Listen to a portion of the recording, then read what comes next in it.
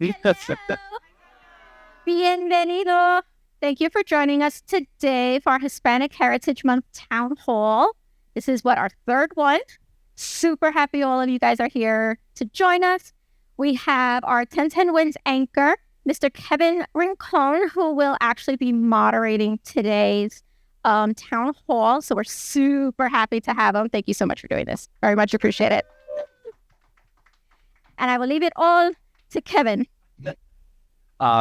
Thank you guys for joining us, and thank you for Audacy for making this space available and for doing this. It's great. The town hall is Hispanic Voices in Politics and Government. We have two great guests for that. We have Norberto, who works with Voto Latino. I'm going to give a very brief background so we can get more in. And we also have Marjorie Velasquez, who former city council member, who currently works as a vice president with Tech NYC.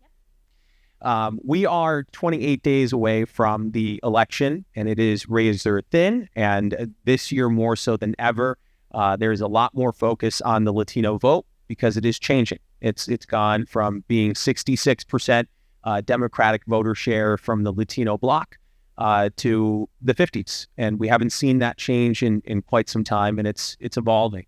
So I wanted to start with Marjorie. You've had a front row seat. You've been involved in politics for over a decade. You've seen the voices in the Hispanic community get louder, change, concerns grow, and things go from maybe not so front row seat or back row seat of folks getting involved in politics in the Hispanic community to being way more involved. What's that evolution been like? Well, I first think about my parents when they got here from Puerto Rico and how they were so engaged and how that actually prompted me to get more involved, not only within my community, with the democratic process in general. And there is an opportunity to highlight and to get involved in civic service, right? So it is joining your community boards. It is finding a homeowners association to join, a tenant association. And if there isn't, then you create it. And I saw it certainly with my parents growing up. And it is about having a seat at the table. If not, then you create that own table, right? And now we're finding our voice, right? And obviously the Latino vote is not a monolith, right? It is diverse because we come from several different countries. We come from different backgrounds. But what really unites us, right, is our Latinidad. Right? It is our representation. And I think that we need to do better in owning that space, right? And whenever you have an opportunity to be in a room, it is creating that environment where it is a safe space, especially when it comes to our communities, and making sure that folks realize that you do belong. You do have a seat at that table, wherever that may be. That sense of belonging has changed. Norberto, before being with Voto Latino, helped launch BuzzFeed's Latino channel. I imagine when you pitch the idea of pushing a Latino exclusive channel today, nobody would think twice. When you did it, I'm sure it was a little different. Yeah, I think there was a difference. I mean, I started making content back in 2010, and then it wasn't until I got to BuzzFeed around 2013 that suddenly it just started. I didn't really think of it as Latino content. I just thought of it as what is content that I would enjoy. It's content that I grew up with, and because of that, I think it really resonated with audiences. So that's one thing, was making the content, whether it's a listicle, whether it was a taste test, whether it was a skit, whether it was just an interview with somebody, there would be a lot of engagement in the content. So then what you do is you're like, well, it seems like I'm writing all these BuzzFeed articles and they're doing well. These Latinoisms are really resonating with people. Why don't we create our own space? And that was a lot harder than we expected. Despite having the data, despite having the information that this content does well if it comes from an organic place. So a group of us, writers, and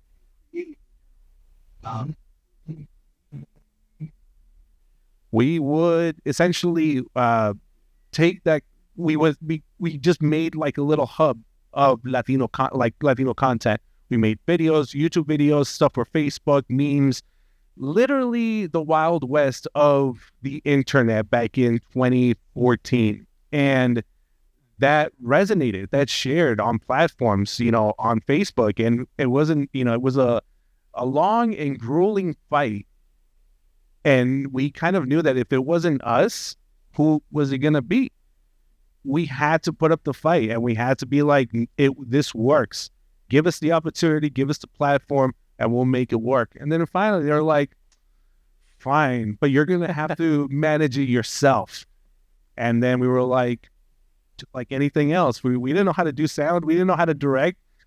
We learned. We got to make it because we want to make it work. And that's how I essentially entered social media managing, was just by learning, by doing, and by, doing it all on our own. And lo and behold, the channel skyrocketed. It did over 1 million likes on Facebook in its first year. It's got over 1 million subscribers on YouTube, and it became a giant thing for them. And nowadays they're like, oh yeah, we're really proud of this, but it was a fight to get there. And just like anything else that Latinos face in this country, we have to fight for it. Yeah. And I do think it's interesting because, Marjorie, you mentioned having a seat at the table, making sure you're represented, and then you're working to make sure that those voices are amplified. And now they are. We've seen this change with the acceptance of pop culture. We just mentioned before, SNL doing a skit on something we grew up watching every Saturday night. We've seen the acceptance of Bad Bunny and Karol G, and it's changed. The share of Hispanic and Latino voices represented in pop culture even has grown, and that does impact how folks in politics and government see Hispanics and Latinos. I think that, mentioning Bad Bunny and what he's doing with raising awareness with voting within Puerto Rico, right? So for folks that don't know, in Puerto Rico, you cannot vote for the president because it is a commonwealth. However, they do have a significant vote this year for governor. And so he has used his platform to not only encourage to get out and vote, but certainly registration and getting registered. And so I think that that's also something that has been so great about this movement and about our moment, right? As becoming youth, where we have this opportunity to use where we're at, So first of all, thank you, Norberto, for what you did, right? We see you and I appreciate you, right? And I just want you to understand, like, those toughest days that you did have. Now these younger kids who are influencers are there because of you. So, like, take that, because you take your flowers, right? We don't do that enough, y'all. We don't give each other flowers. And this is the opportunity to highlight that we at every single point have an opportunity to elevate and create a path for those that are coming up. But it's because of what has been laid in the foundations in front of us, right? When we're thinking about social justice movement, we're talking about the Young Lords, we're talking about so many folks throughout this country who have set the path for us. And it is also honoring them, but also honoring that we are present at the moment and we have that opportunity. And that's what Bad Bunny has done. And certainly I've seen it in tech, right? Like, we see social media, right? We've seen what folks can do with Instagram, and we've seen what kids can do with TikTok and Snap. And that is our opportunity to use tech to our advantage. Yes, I am combining my political world and my tech world. And it's also highlighting the startups, right? Right? Because that's what you did. And that's what we grew up with, like that fighting spirit that us Latinos have. It is what leads us to create more pathways. And so I do want to amplify so many of the startups that we do use, like Plural, Consensus, and groups like that keep on paving the way for us to be more civically engaged. Yeah. On a personal, for both, I think about what my career path looked like and making sure that I can speak English fluently, making sure that I didn't have an accent. And things have changed where I thought the pathway to success was sounding as Americanized and being as assimilated as possible. But assimilation looks different now. And there is more of an acceptance of who we are and who our folks, our backgrounds. Things have evolved too. It's kind of been, assimilate this way, but the assimilation now kind of looks different and feels different. Yeah, I think to that, one of the things that we've noticed, or at least when I first started making the content, and especially you see it now, there's something about being unapologetically yourself and coming to terms that there is not one way to look American. and there's not one way to be a human being. And I think that's what kind of, sparked a lot of this, is that back in the days, and we have to also understand the history of why our parents wanted to assimilate. Not everybody's parents, but for the most part, people thought there was a way to be American. People thought there was a way that you had to speak in order to be accepted by Americans. And there were, I think growing up, my parents didn't speak English. We spoke Spanish. And because of that, that kind of influenced the way that my career trajectory went, where I wanted to make things that would resonate with first generation Latinos in general. But then you grow to understanding, you expand your horizons and understand where other people are coming from. People in Texas, it was, illegal to speak Spanish in schools. They were beat. Kids were beat for speaking English, right? So I think there's something about understanding that, yes, I want to represent my upbringing and my history, but also understanding that Latinidad is a giant umbrella, and it goes beyond what was just in our streets, what was just in our neighborhoods. And also understanding that not everybody speaks Spanish, and understanding that. So just like there's not one way to be American, there's not one way to be Latino, and I think Abraham in the movie Selena said it the best. We got to be more American than the Americans, and we got to be more Mexican than the Mexicans. But I think, today what we can be is unapologetically ourselves. And by being ourselves, we are being unapologetically Latino. I did want to ask about this idea of how we communicate within the Latino and Hispanic community, because you mentioned it being the wild, wild west when you started at BuzzFeed, and it does feel, and you would know too from being on the ground, it feels like there is a sense of disinformation because there isn't as much regulation on how the messages are fed to our communities. I think of so many times my mom will call me up and say, "Did you see this? Is this real?" And it's like, no, that's not real at all.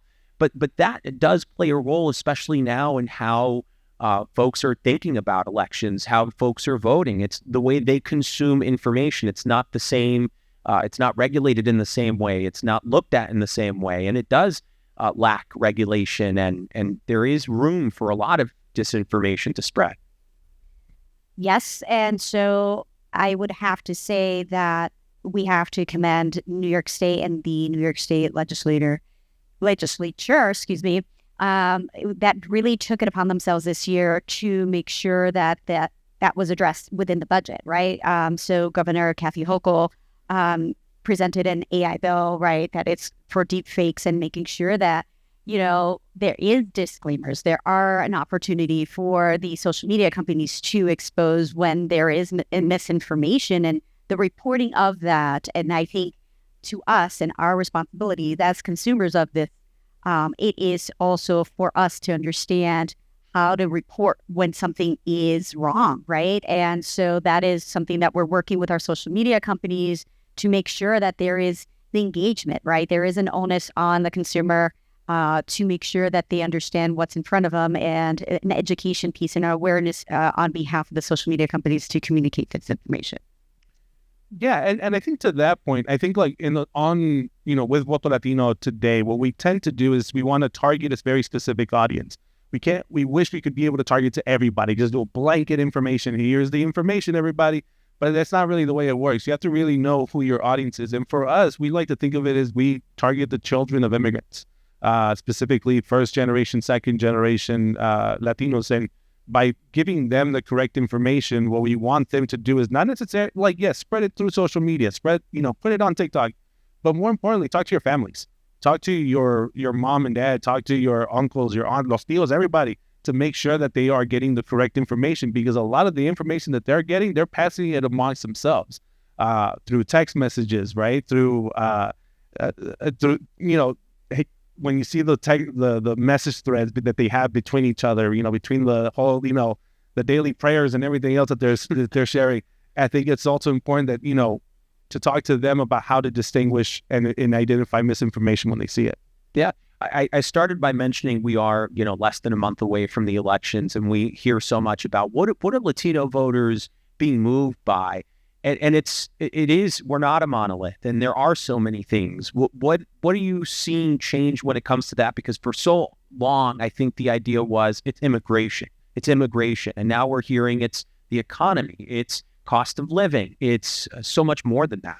I think when it comes down to it, it's quality of life. And what does that mean? It means that families should not have to have 2 or 3 jobs just to make ends meet, right? Because if you think about those families that have 2 or 3 jobs, that means for all that time that they're at those jobs, they're not home with their kids, right? So we have to make sure that as a government that we are providing generational wealth opportunities.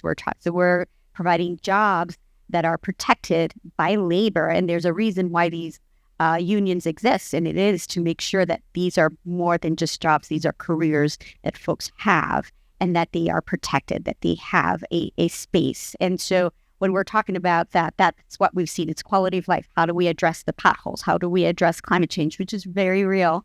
What's happening in Florida? Once again, we're really, hurricane, very serious. Also, Velasquez, if you're listening. And it's more like, how do we get to our folks and remind them that you do have an opportunity to have a say as to how your potholes are addressed? And it is going up to vote. It is being engaged, and that is your responsibility. Yeah, I think to that end, you talk to your cousins, right?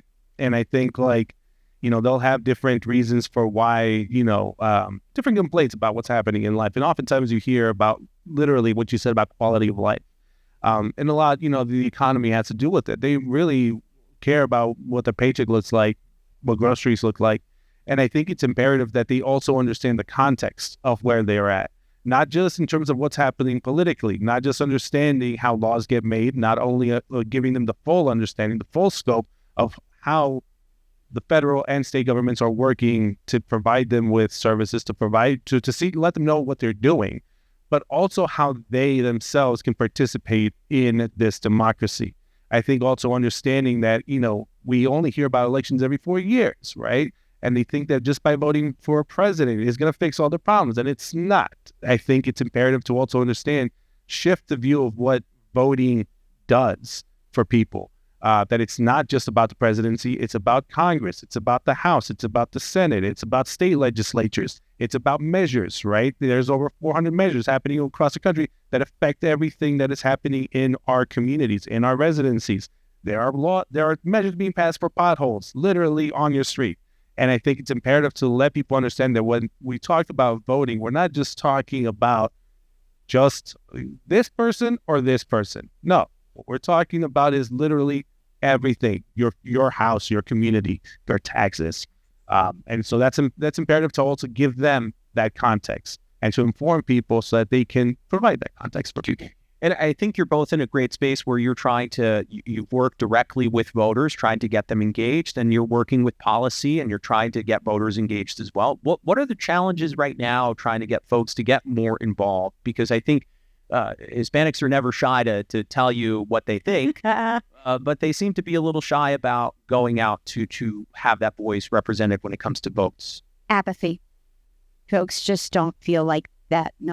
Folks feel that no matter what they do, they're just not going to be heard. And it's just reversing that course, right? And that's why I highlighted what Bad Bunny is doing, because it is a way to reignite that wheel, that fire within us, right? And certainly it is also voting in your local municipality, right? I come from a district where it is a majority Latino district, and they did not show up to vote. So where we need to really focus is awareness, and also fighting against apathy by reminding folks that there are folks there worth fighting for, your communities worth fighting for, your kids are worth fighting for, and the best way to do it is to get out and vote. Yeah, I think it's what we do for what we like to say, like when it's not a presidential election, during the 2 years in between the midterms and everything, what we try to do is literally break down the news for people. Like, why didn't a law get passed? Well, let's explain that to you. Let's explain to you why a law didn't get passed.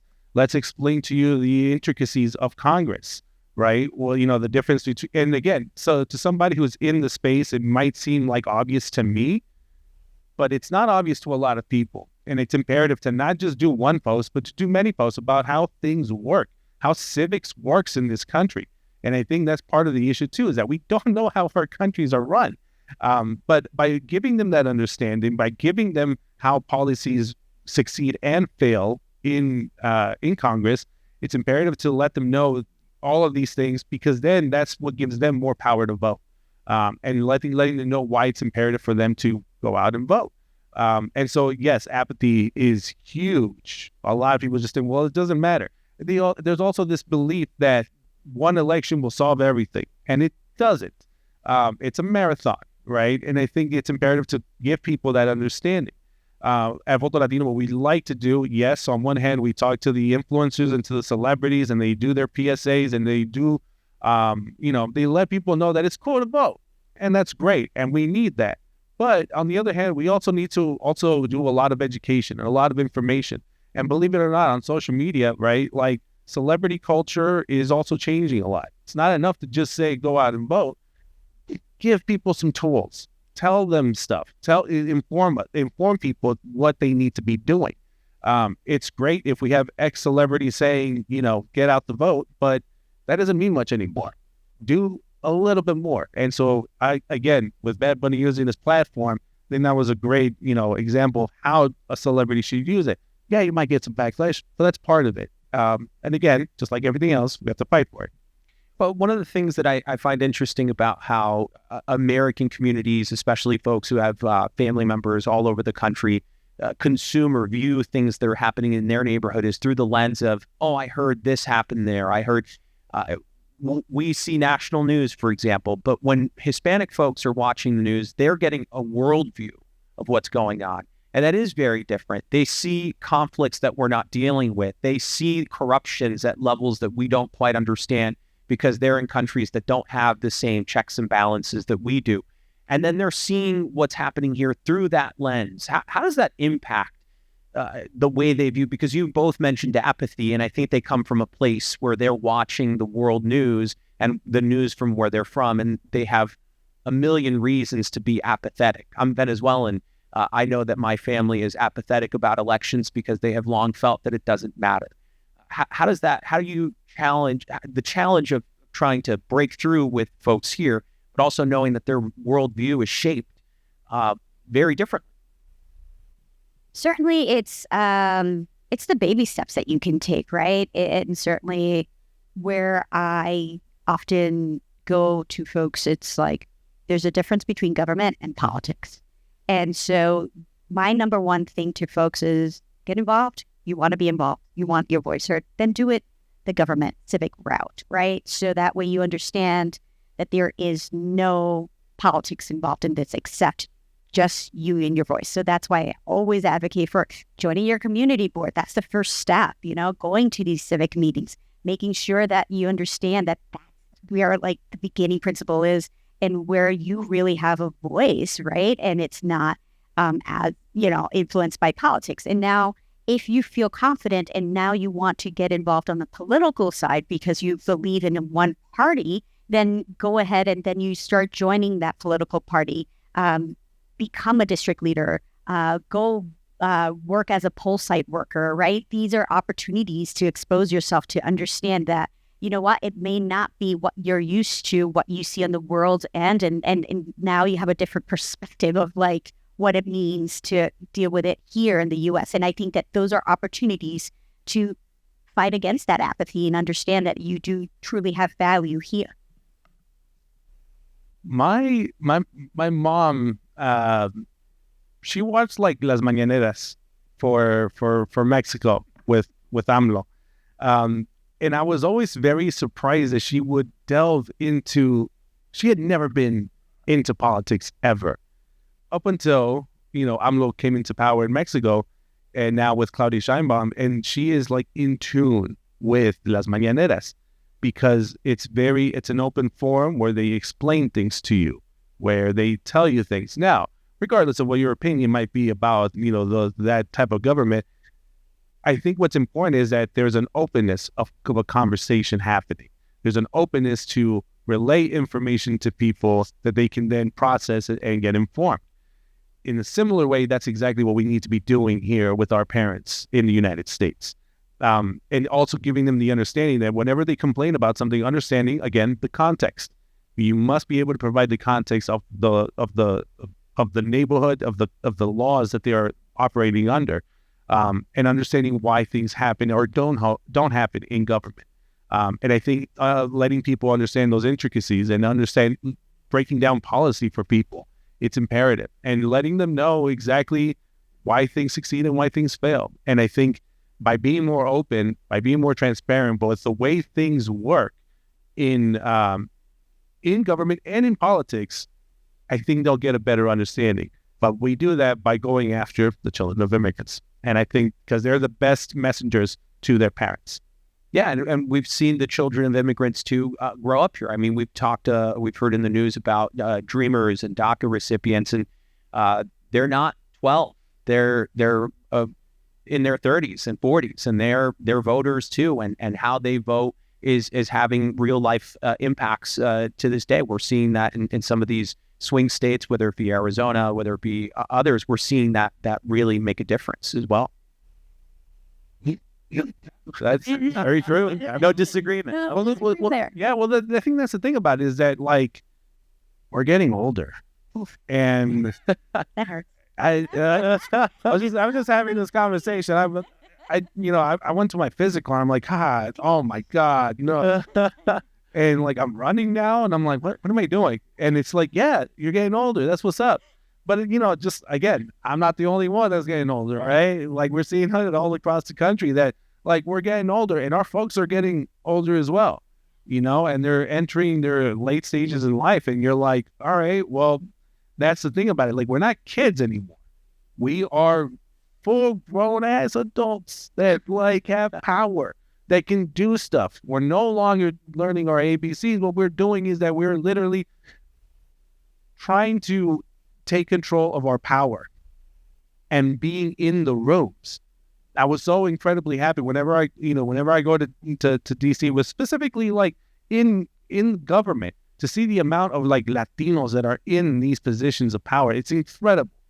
But we got to do more about, just as we're rising up to the top, we got to bring our people with us. And I think that's also very important to do.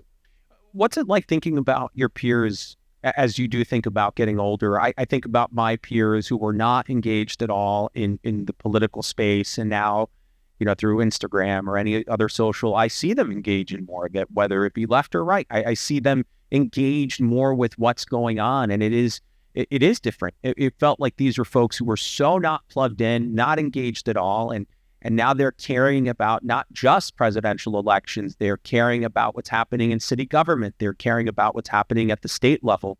It feels like an evolution that may be contributing to the shifting tide that we're seeing and how folks are voting too. I think certainly access to more media, social media, the access to information readily available in your hands has made this possible.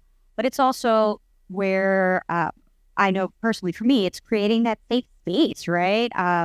Yeah, sure. I know a lot about city government here in New York City, but I have family out in Colorado and in Florida and in Texas. And so it's also understanding and creating that space, that vulnerability of saying, well, this is what we do here. How is it over there? Because no two states are managed in the same way, and certainly no two cities, even in New York State. And so how do we just accomplish that? It is creating that safe space. It's not jumping down your friends or your family's throat when like they're wrong. It's saying, where did you get this information? And actually just providing them factual information.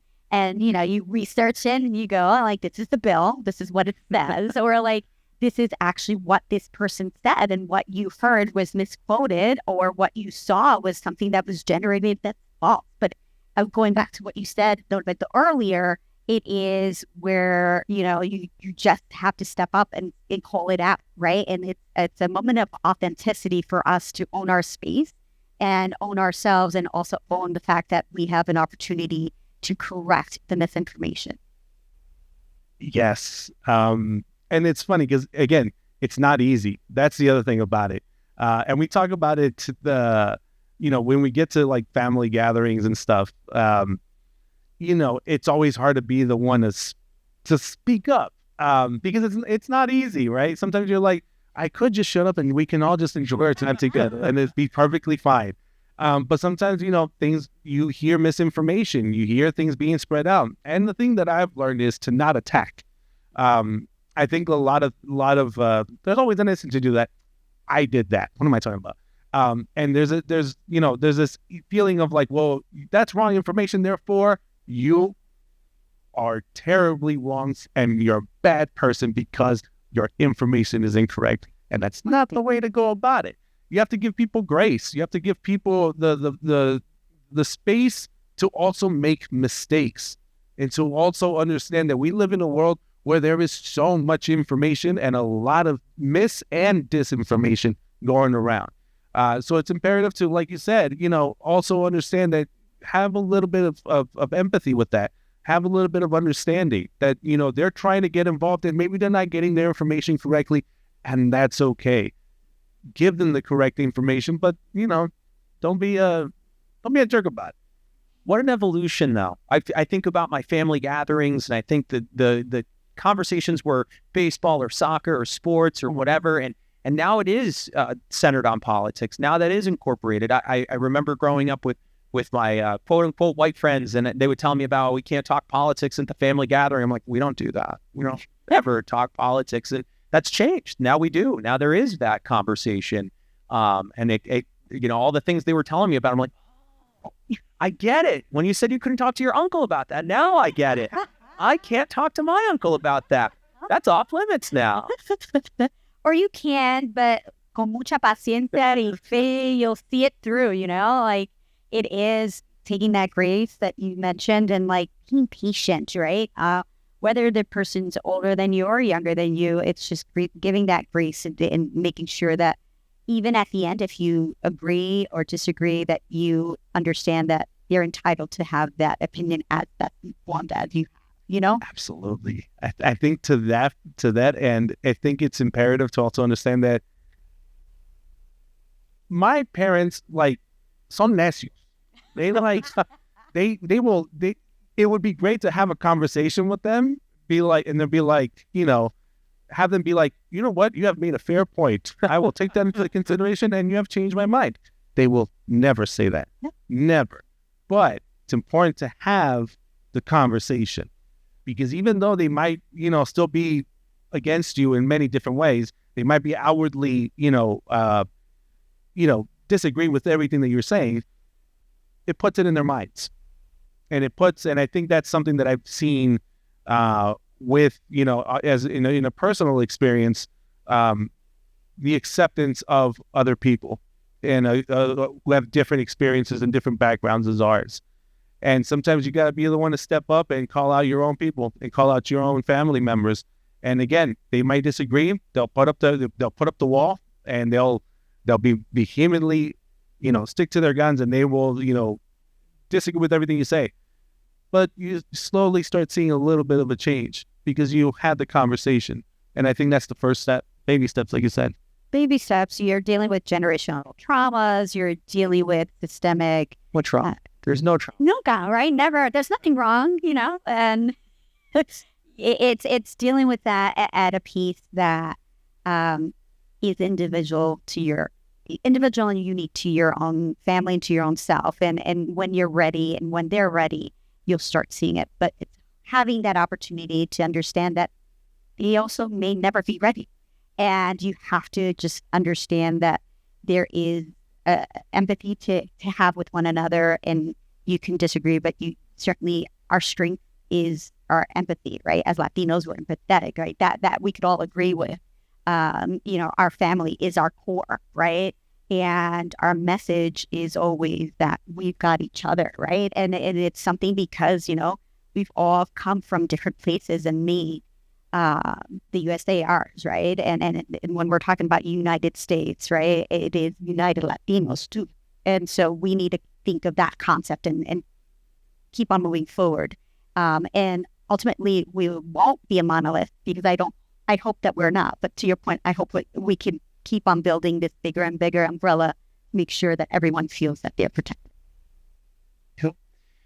Thank you to both Marjorie and Roberto. I think it's a great conversation. I think it's also indicative of where we are. There are Hispanic voices on 1010 WIN. There's Hispanic voices in city government, and then in the tech sector as well now, and Hispanic voices that we're hearing in policy decisions down in DC as well, which is so indicative of how far we've come, and also a reminder as part of the conversation of where we still need to go as a community. I just had one question. Yeah. I just had one question. So as an African American, I feel this way. As a Latino, do you see people in politics that take advantage of the community just because they're Latino and they don't do the right thing for Latino? I think certainly absolute power corrupts absolutely. I believe that it's on the person, right? And if they choose, if they've gotten there for that intention, that will show itself, right? And so certainly for us as Latinos, we are also very smart and keenly aware as to how we can see it. And certainly where it comes into fruition is what is produced, right, for our communities, and how that actually, does it empower our communities or does it not, right? And you're able to filter that out. And certainly where it comes back to what Norberto was saying is education and awareness, right? And you're able to filter those folks out, right? And it's not going to be single-handedly to Latinos, right? Every person that is in power has an opportunity to do well with it or to do bad with it, right? And it's on them. And it's on us as we look for those folks to make sure that we hold them accountable. And that's what's the beauty about the USA, that we have a system of checks and balances on them. And my second question was, who are those rising voices, those rising stars that maybe some of us have never heard of? Who are they on the scene that are speaking truth to power? Well, I'm completely 100% biased on this. I met Richie Torres when he was just an intern. And so seeing him rise is not shocking to me, right? It's not just his intellect, it's his resiliency. It is how he has taken that opportunity to be vulnerable and share a lot of his life experiences that have not been easy, and use it to empower our communities, to empower those, not just within the Latino community, right? And so seeing as a rising star, I still think that he still has a lot more to accomplish. Yes, he's a Congress member, but there's still so much ahead of him. And I see that. I see within like the New York City politics, right? We've seen, well, Kenny Burgos, who was an assembly member now, is actually in the nonprofit world, seeing him rise into this new role, right? Where it's, you can take your experiences as a policymaker and now apply it to directly impact our most vulnerable communities and uplift each other. Because there is a responsibility that no matter where you're at, you take a stance, you look at where you got, how you got there, and make sure that you're bringing everybody up to what Norberto had said earlier. And it doesn't matter what industry you are, that is on us, right? And that's what's made us Latinos very powerful, I feel. And that's where we continue to grow. And that's where the beauty of our voice is. And so the more we continue to do that, the more you will see it, not just in media, not just in nonprofit worlds, but like you see it all around. And that's the beauty of it.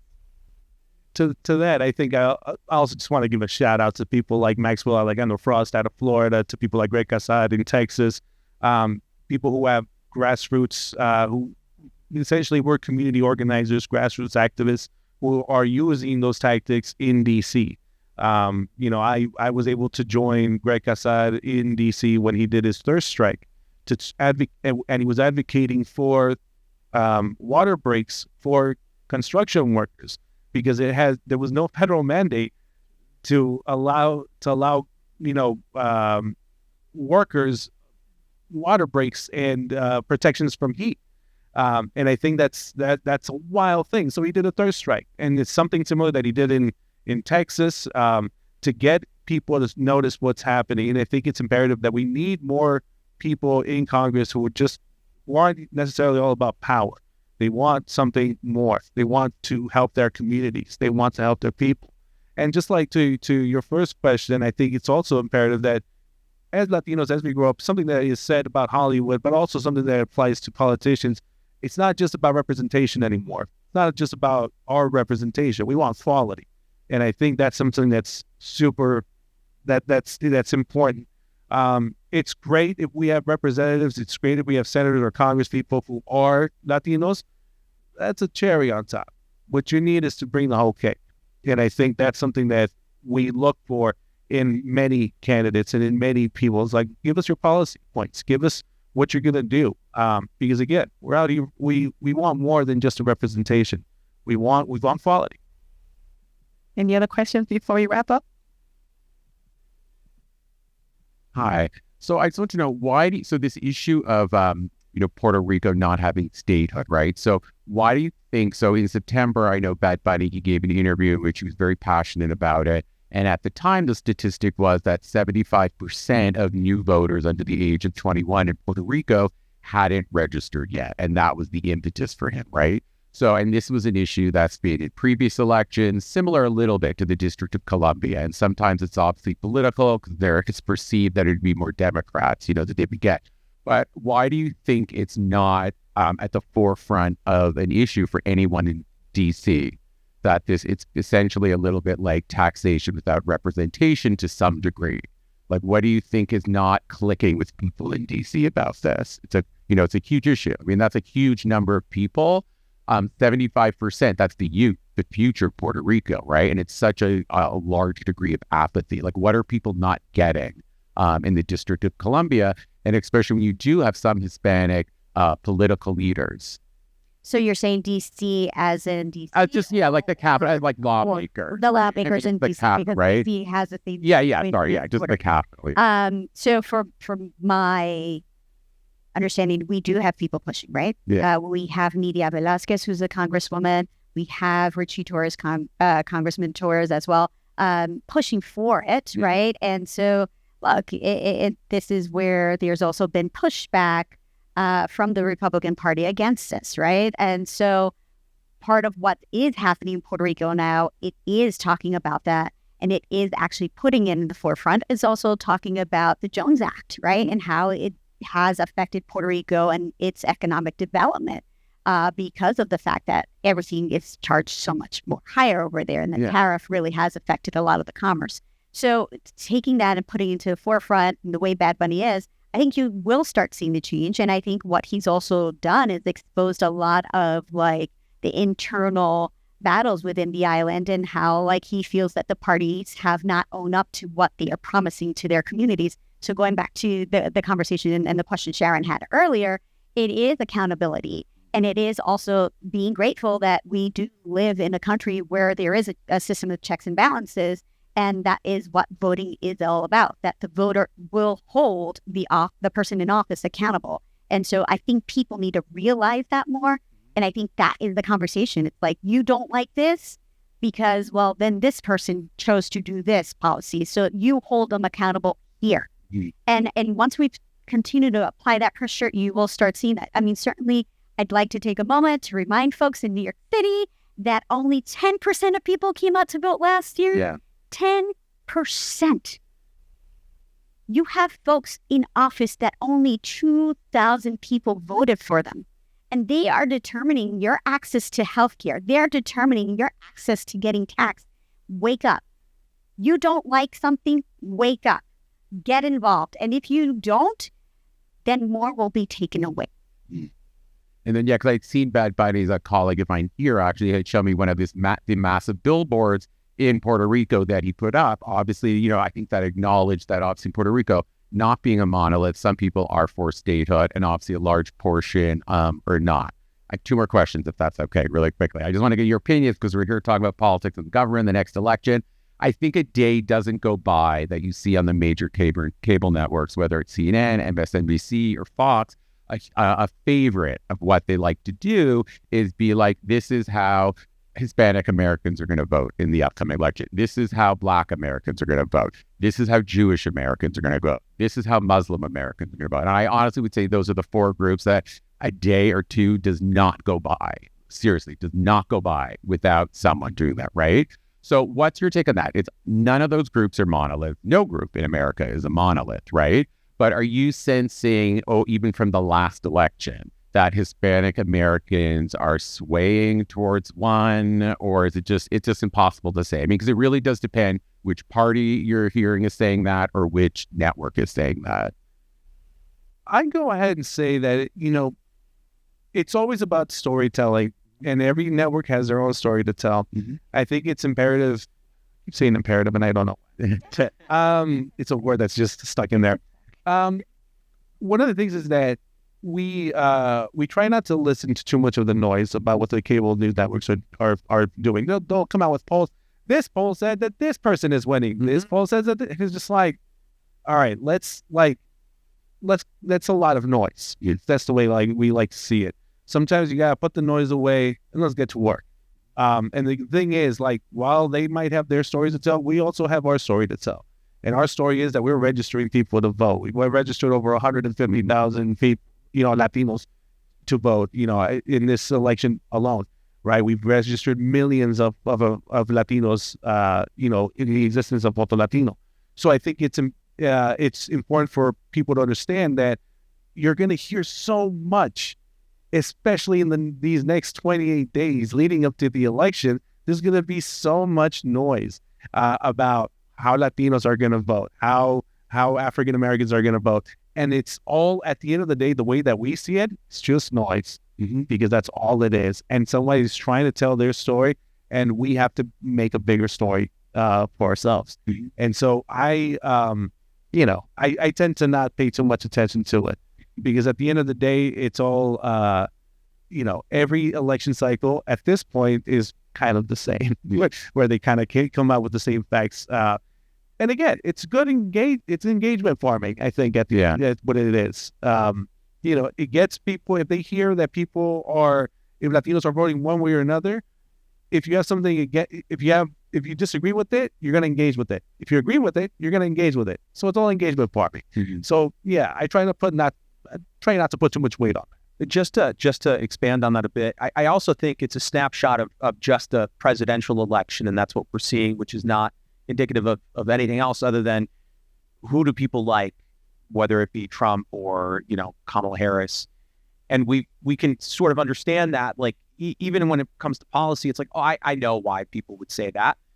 I know why they would say that. But if you asked them about something else, if it was a snapshot of where they stand on specific policies, I think you would see different numbers. But I think that to your point about capturing attention, we're seeing one consistent, polling, which is about two people, sometimes adding more candidates. And then we're trying to draw inferences from just that one snapshot. And I think that's where some of that, it's tricky, because I can understand why one snapshot looks a certain way compared to 4 years ago or 8 years ago. But when you talk to Hispanic voters, I'm sure that the issues are still the same. Cost of living, quality of life, immigration policies. But the snapshot that we've been hearing so much, especially in this last month, I think is indicative of just one point. Yeah, and it really is a staple of cable news, every group, you know what I mean? You have an expert, doing that. And one more thing, just in a nod, you talk about, Richie Torres, right? And then to his successes now. And, what do you think about in terms of, political leaders like him, part of the Hispanic community and other communities working with other communities in the city? For example, Richie Torres, he's gay, right? So he works very well, works with obviously the LGBTQ community, right? He's being very vocal with the Jewish community and that, and that cause. And then you have other people as well, Grace Meng, who works obviously, Asian, obviously the Asian community, and she's worked with other communities. Obviously it's important, right? So just to acknowledge the importance of these different communities working together. And I think we see that so much in New York. Do you attribute a lot of Richie Torres' sort of success and just, working across, very obviously working across different communities? How important do you think it is, particularly in New York? We'll take it back to what David Dinkins described, or how he described New York City, which is that beautiful mosaic. Yeah. Right? And that's where we literally come from, right? So yes, Richie does well because of the fact that this is where we are. Yeah. We're in a city that never sleeps, and also it is our relationships with one another that does take us to the next steps. And just because you may have a different background or different ethnicity does not mean that you do not go through similar experiences like I, right? Or one other person, and I failed to highlight this, and she's going to kick my ass later, Catalina Cruz, right? Yeah. She was undocumented, and she talks about that. And then we also see that with Congress member Adriano Espaillat, right? And how he became, so you see someone who has accomplished that, and now you see this rising star in Catalina, and understanding like she's from Colombia, he's from Dominican Republic, but there is that opportunity to talk about what it is to be not only undocumented, but going through the struggles of living through that experience, and how you can actually address and come up with policy to make sure that everyone is represented, right? When we're talking about the immigration situation that's happening now, it is not just folks from Venezuela, right? We're having folks from Haiti. I can tell you in my district, I had a lot of people from the Ukraine. And so I was helping them out of Ukraine. Literally, they flew from Ukraine to Mexico. Yeah. And it was listening and hearing how to get through that. And if it wasn't for my relationship with Catalina, I wouldn't have understood where we can be the most helpful, right? And so it's taking those opportunities to understand where you stand, right? Being present in the moment and understanding that you are much more able to help with your own unique life experiences when you start, being a little bit more empathetic and trying to put yourself in someone else's shoes. I think as New Yorkers, we actually benefit from having such a diverse community in doing so. So full circle on that. And finding similarities, I guess, with these other communities. Because I think that's one of the best things about New York. So I just say Richie Torres and Grace Mango I've dealt with. It's just incredible that, different boroughs, different communities, and despite almost like you're saying, background noise, at the end of the day, it shows that you're smart and their humanity, and just they find the connection with other, and it just shows that there's this common bonds. In a world where we see more and more division, and certainly in our country, most beautiful thing is to see how us as New Yorkers, that's what unites us in our experiences, and it's understanding the background. It's also getting really frustrated with the slow-mo, like walking tourists in front of us. Yeah. We got to call it out sometimes. All right. Thank you. Yeah. Thank you, guys. Norberto, Marjorie, thank you guys very much. Appreciate it. And thank you guys for joining us. Wow. I'll do a selfie so I can show it. Why not break the